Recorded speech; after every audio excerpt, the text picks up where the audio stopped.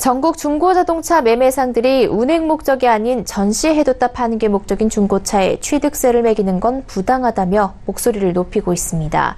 현재 중고차의 취득세는 차량 가격의 7%인데요. 취득세가 200만 원 이하인 경우 면제되고 200만 원 초과일 경우 납부 세액의 15%를 세금으로 내고 있습니다. 중고차 매매상들은 불황 탓에 세금 부담이 크다는 겁니다. 하지만 정부는 납부 능력이 있다면 최소한의 세 부담을 해야 한다는 입장입니다. 정창신 기자입니다. 서울의 한 중고자동차 매매단지.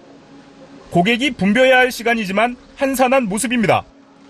85개의 상사가 모여있는 이곳은 지난해 월 평균 900대가량 중고차를 팔았지만 올 들어선 한 달에 600대가량 팔고 있습니다. 단순 계산해도 상사 한 곳당 7대밖에 못 팔고 있다는 얘기입니다. 참 어렵습니다.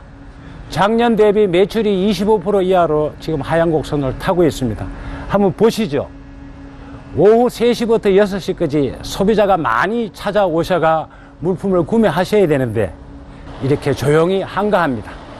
상황이 이렇자 중고차 매매상들은 중고차에 붙는 취득세가 부담이라며 이를 폐지해달라고 하소연하고 있습니다.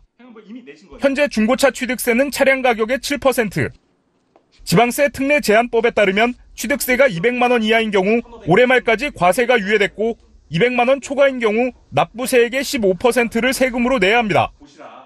예를 들어 중고차 값이 2,857만 원이면 납부할 취득세는 199만 9,900원으로 면제됩니다. 하지만 2,858만 원이면 취득세는 200만 600원으로 200만 원이 넘게 돼 취득세의 15%인 30만 원가량을 세금으로 내야 합니다. 중고차 업계에 따르면 3천만 원짜리 차를 팔면 4%, 즉 120만 원가량을 이익으로 남깁니다. 하지만 이 금액에 광택 정비 비용으로 30만 원가량을 내고 온라인 광고비로 20만 원가량을 내고 있습니다. 여기에 성능검사비 5만 원과 인건비 등이 추가로 들어갑니다. 수익의 절반가량이 부대 경비로 나간다는 뜻입니다.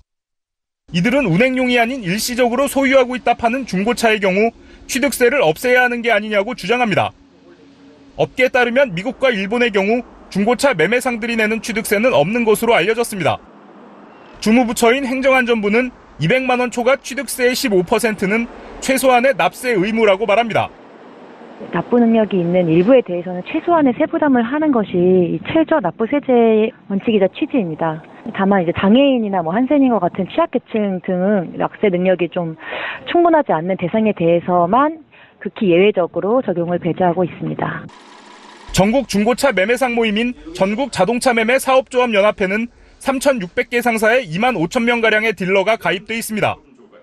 이들은 생존권을 지키기 위해 법이 폐기될 때까지 집회도 계획하고 있습니다. 서울경제TV 정창신입니다.